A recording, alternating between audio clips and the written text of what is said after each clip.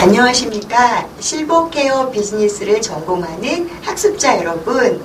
네, 이번 시간에 소개해드릴 책은요, 치매 환자의 가족 복지라는 책입니다. 여러분은 치매라는 단어를 들으시면은 어떤 생각이 떠오르세요? 많은 분들이 그닥 긍정적인 생각은 아니시죠. 우리가 치매를 노화의 하나의 현상으로 볼 것인가, 아니면은 질병으로 볼 것인가는 여러 가지 논의가 많습니다. 하지만 이제 인구 고령화가 심각해지면서 전 세계적으로 유례 없는 노인 인구 증가를 겪고 있죠. 그러면서 과거에는 없었던 여러 가지 질병들이 생기고 있습니다. 그 중에 하나가 대표적인 게 바로 치매라고 하는 질병이죠. 우리가 보통 알고 있는 치매는 폭력성을 가지고 있다던가 아니면은 성적으로 노출을 한다던가, 그것이 아니면 자꾸만 음식을 먹는 식탐을 가지고 있다던가, 이런 대표적인 증상들이 있는데요. 이 책에서는 먼저 노화 과정을 이해하며 치매가 어떻게 생기는지에 대해서 제일 첫 장에서 보고 있습니다.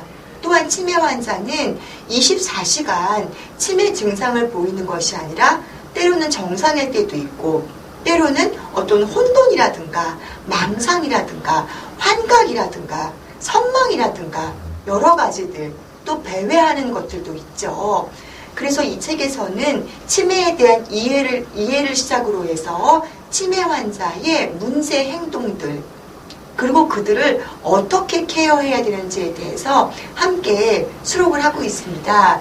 우리가 보통 치매 그러면 자기 자신보다 가족을 더 힘들게 하는 질병이라고 이야기를 하죠. 그래서 이 책에서는 치매 환자를 둘로 구분을 합니다.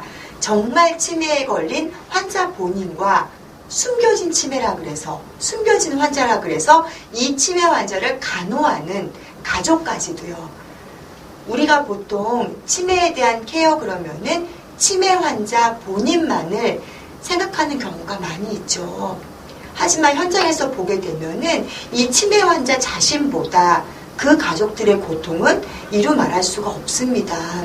때로는 치매 환자를 케어하기 위해서 가족 중에 한 사람이 자신의 삶을 온전히 치매 환자 케어에 바치는 경우도 있죠. 최근에 사회적 이슈가 되고 있는 간병살인 들어보셨죠?